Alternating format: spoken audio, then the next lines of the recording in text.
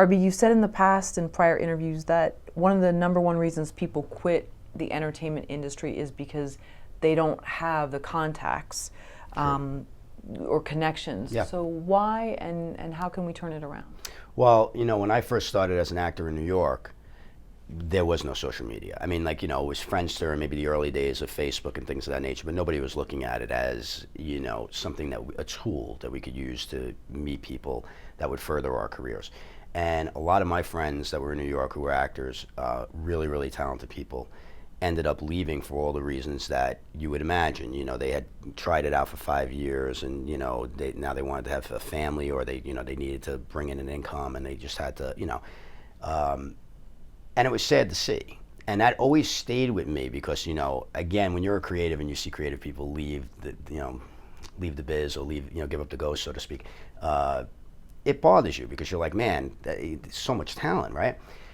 That always stayed with me. So when the embryonic idea of Stage 32 kind of came into play while I was working on an independent film, and I saw the cast and crew come together as a family and then go their separate ways, where, it's like summer camp, we're all going to stay together, we're all going to hang out and everything. And of course it doesn't happen because everybody's got to go do the next gig, and then when you do hear from them again, it's like, do you know any place where I can get some work? Do you know anything that's going on? Can you hire me for anything?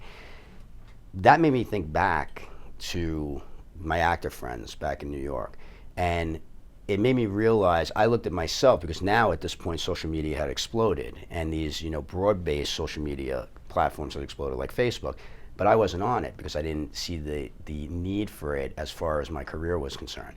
So that's what brought me to niche social media and the idea of starting this site. And I feel like that is what is turning it around. I do feel like, again, the idea that, I am in this town and I am looking for work, in this discipline, and here's where I could go to try to find that work or to make connections that could lead me to a job, is the thing that's turning it around.